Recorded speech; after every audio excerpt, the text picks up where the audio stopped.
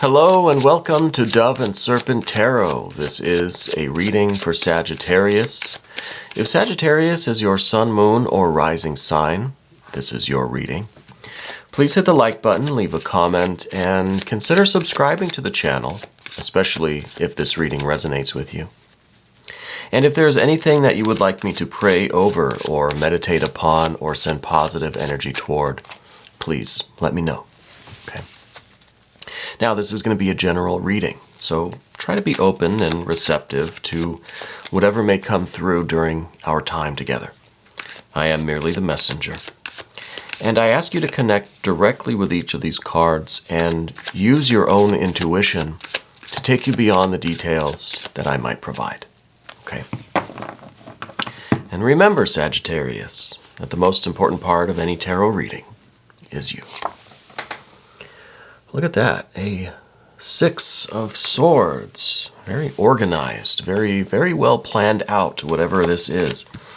Let's, interesting. Let's put this into some context here. Very interesting. We're going to use our Dove and Serpent spread and finish up Path of the, I like this, Path of the Serpent here. This is good. Good stuff going on. Let's do a mystery card, bonus card. Confirmation card. We're going to use the Smith-Waite Tarot. And this is the card that we select randomly. We're going to set it aside. We'll put our alien friend on top as the guardian of the mystery. And hopefully at the end of the reading, that card will tie everything together and give us the confirmation that we need. Right? So what do we have? We've got major.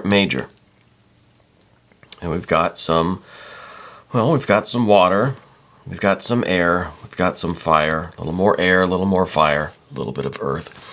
It's fairly balanced. It's not the best kind of fire energy that I would like to see. It's not the best kind of air. It's not the best kind of water.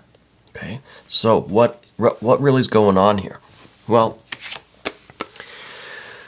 here's the Six of Swords. This is a good card. This is saying that you've got everything planned out, that you have a very well ordered and organized, very well established blueprint for your life.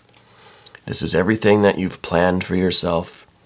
Almost like you got it all down, every last detail, you know, a full itinerary for your life. I think you're somebody that generally likes to plan. You know, that's kind of the vibe that I get. You like to be organized. You like to know what's happening. You like to have a schedule.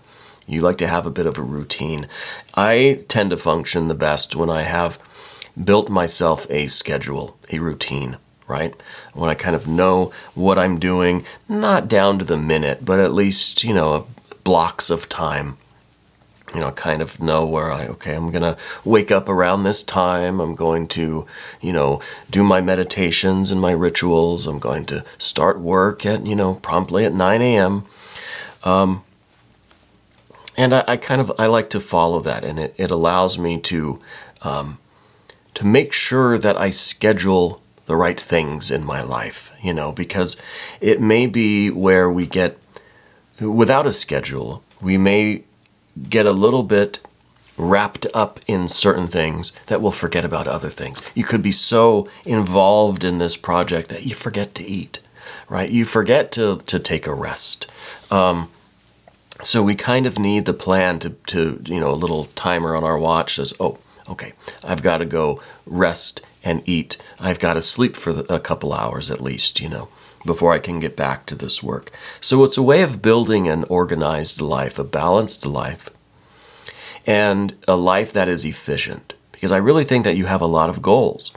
I think that you want to achieve a great amount in your life. So you've got a good plan. This could be your business plan. This could be your 5, 10, your 20-year plan, your investment plan. It could be your studies. It could be your school or university plan, your educational plan. Right? I think we might be onto something there because we also have this Hierophant here. It's at the top of the Path of the Dove. I wonder if you are planning out your education. Maybe you could be a teacher. Maybe you're a teacher or a professor or something like that, and this is kind of your curriculum, your lesson plan, your schedule of classes, or something like that, okay? Well, what I think is going on, however, with all of this structure and planning and curriculum and organization, it's not going according to plan, right? We see the Seven of Cups in the background here. These are all the things that you want to do. These are, you have this structure, this schedule, this curriculum, this lesson plan, right? This schedule of courses, your educational plan, your blueprint for your life, whatever it is. These are those 2 or 3 or 4 things that you really just want to do. You know, this is what you want to spend your time doing. So it's kind of difficult to stick to the plan, you know. We've got these things kind of calling us back. It's behind you. These things, maybe we thought we were done with them. We thought okay, well, you know, time to put our childish toys away. Moving on to this professional, this plan, this discipline, this schedule. I got to stay on track. But these things are still fun. We still like to do these things, you know. So we're kind of being called back to these things.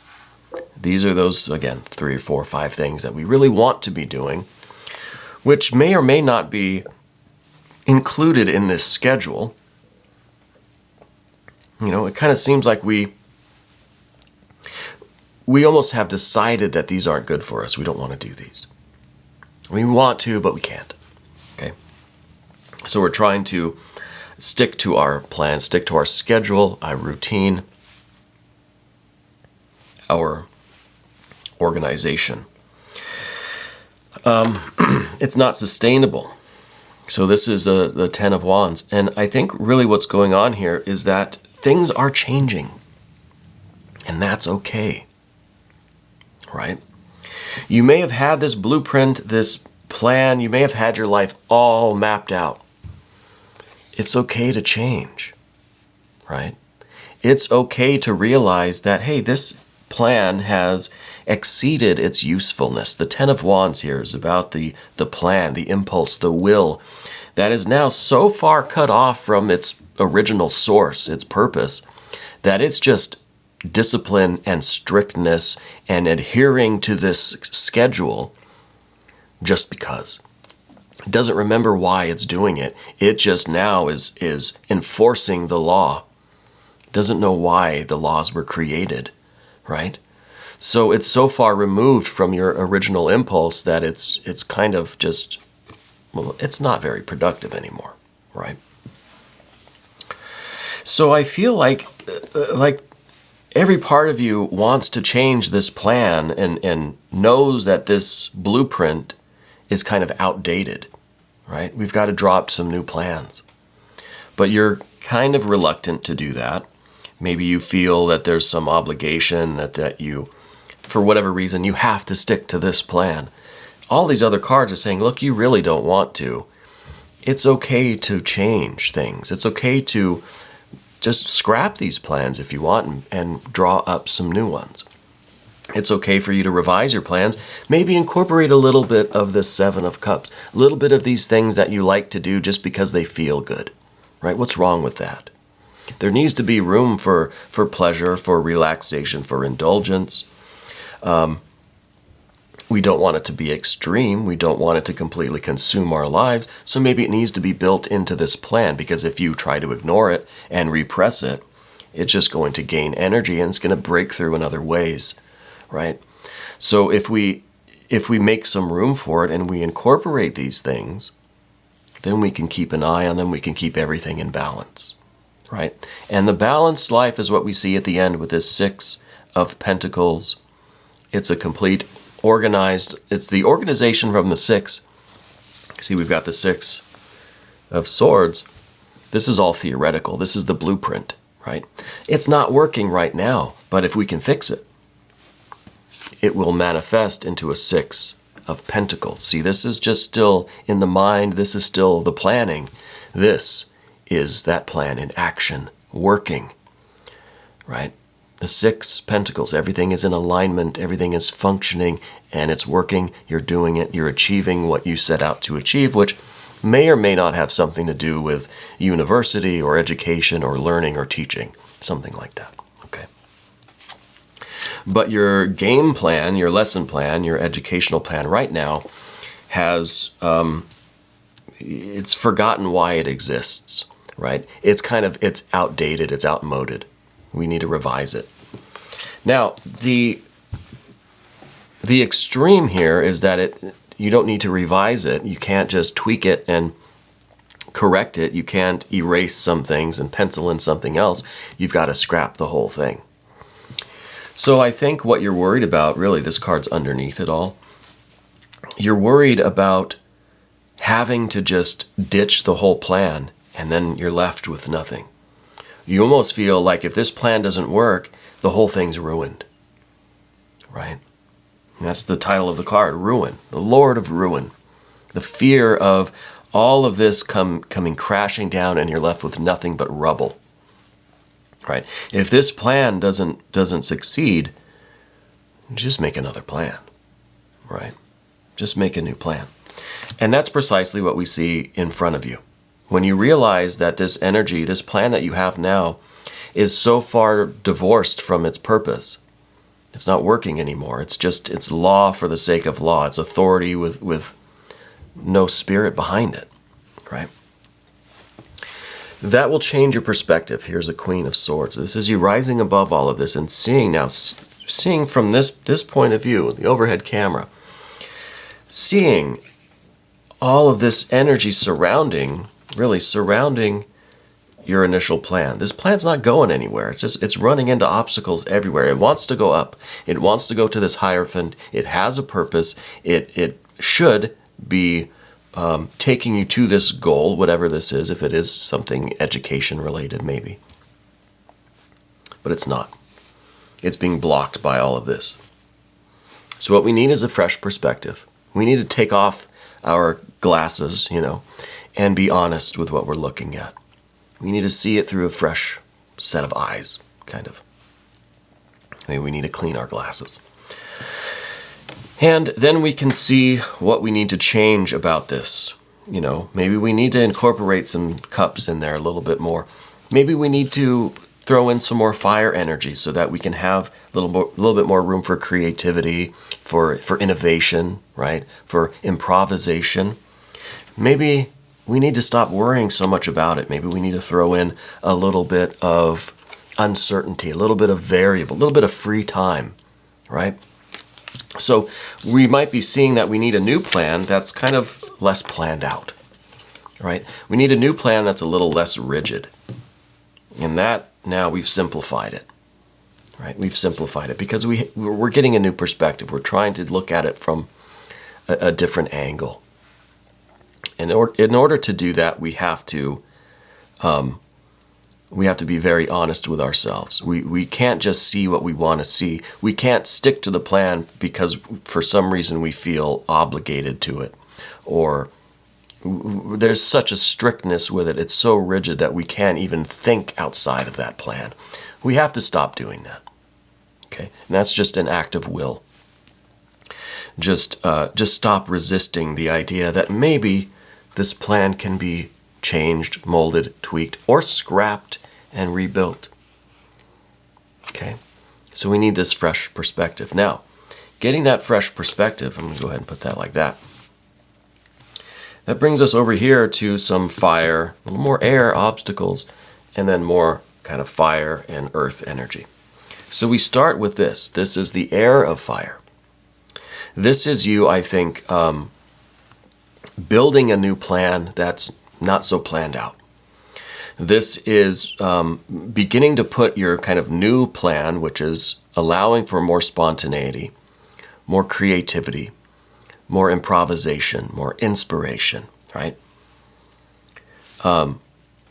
This is you doing that. This is you kind of out there seeing what works, seeing what doesn't. It's not just a free-for-all. It's not just a frenzy. There's still air energy in here. And that is the air energy of organization, of you experimenting with different plans, routines, lessons, curriculums, paths, whatever it is, to see what works. So things are changing, and change is okay.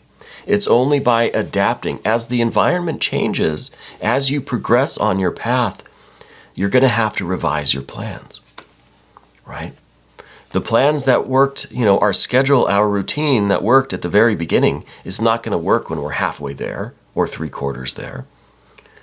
Our plans have to be adaptable, right? We can be strict, we can be disciplined. We see that here with this. This is the card of strength and discipline.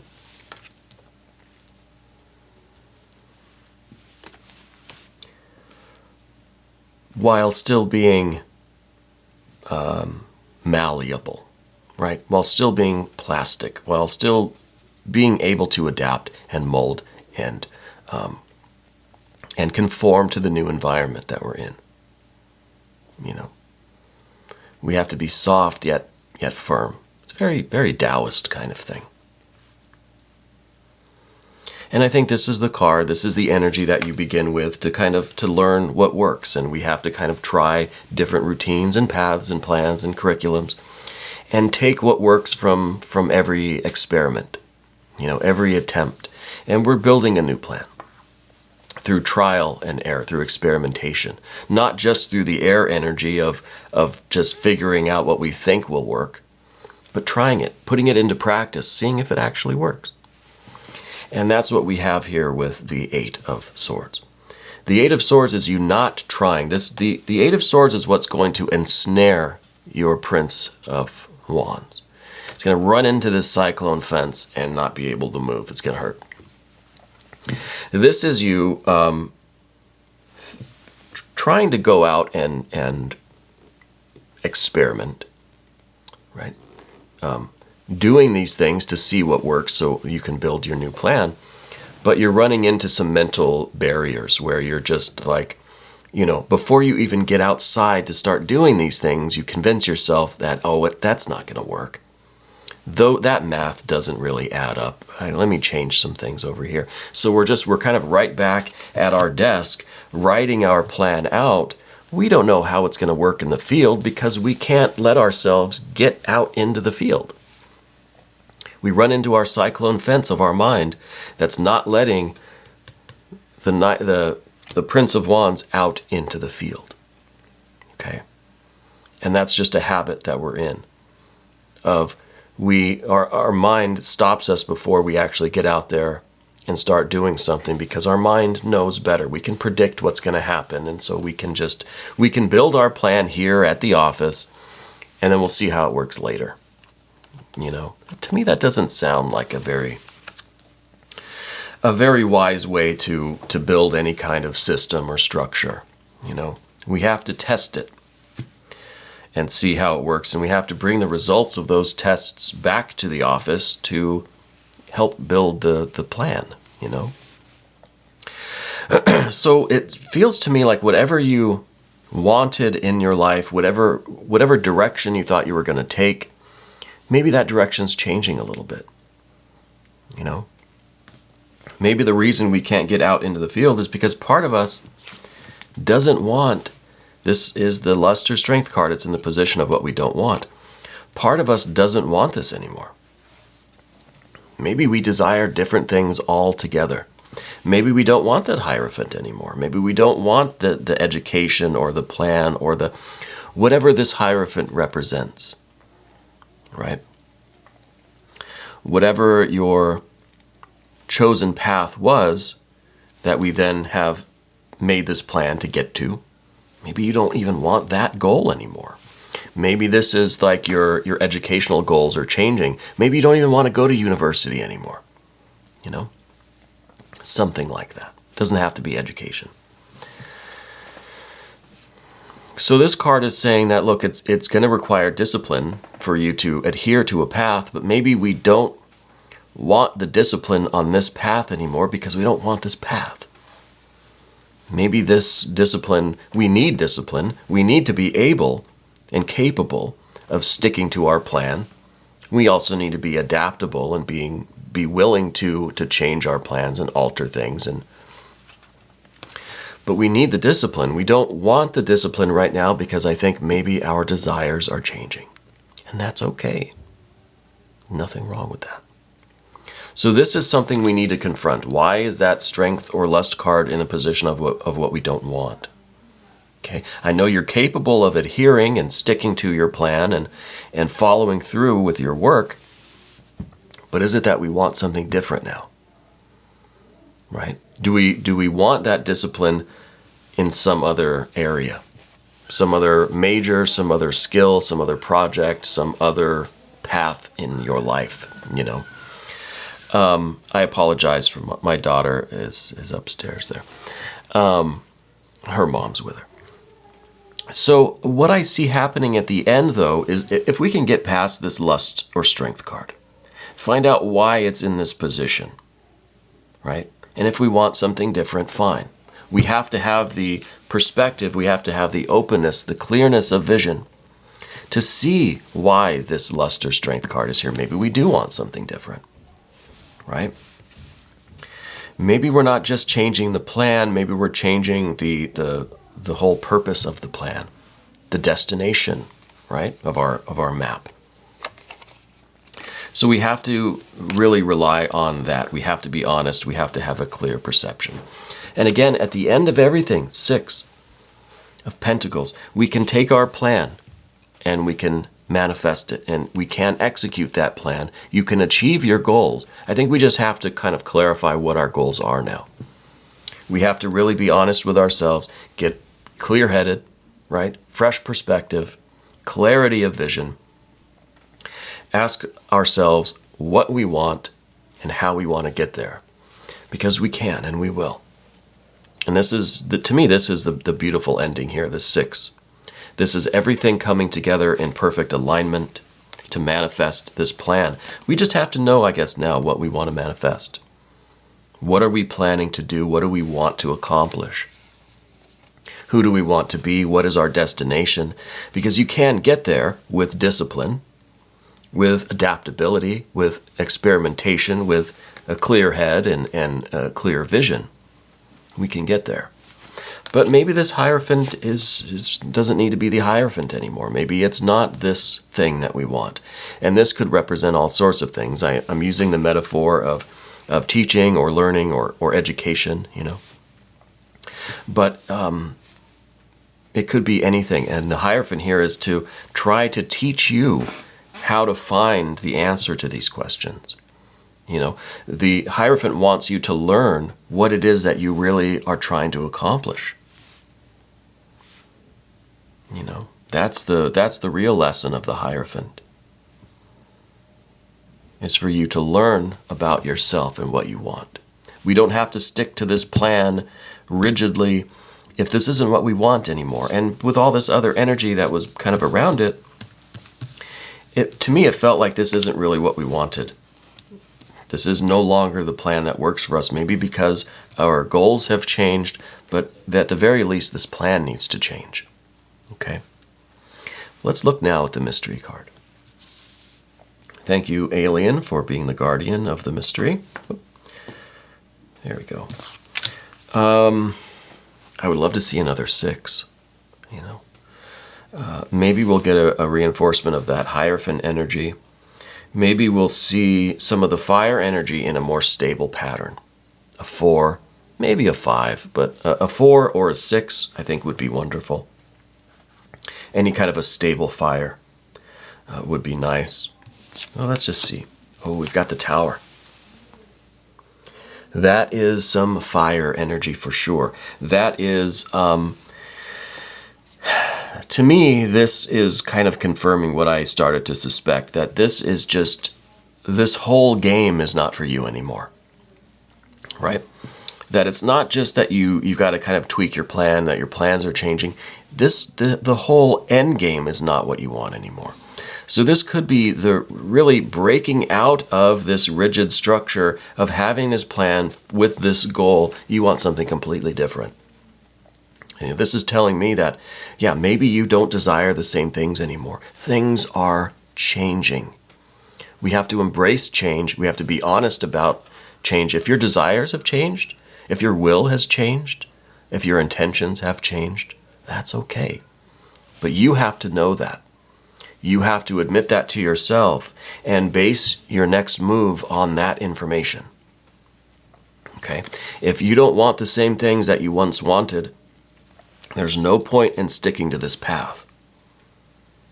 Because it could end a little bit more destructively than if you were to admit it now and make positive changes. If you ignore it and you continue with the discipline on this path, even though this isn't what you want, it's going to have disastrous results.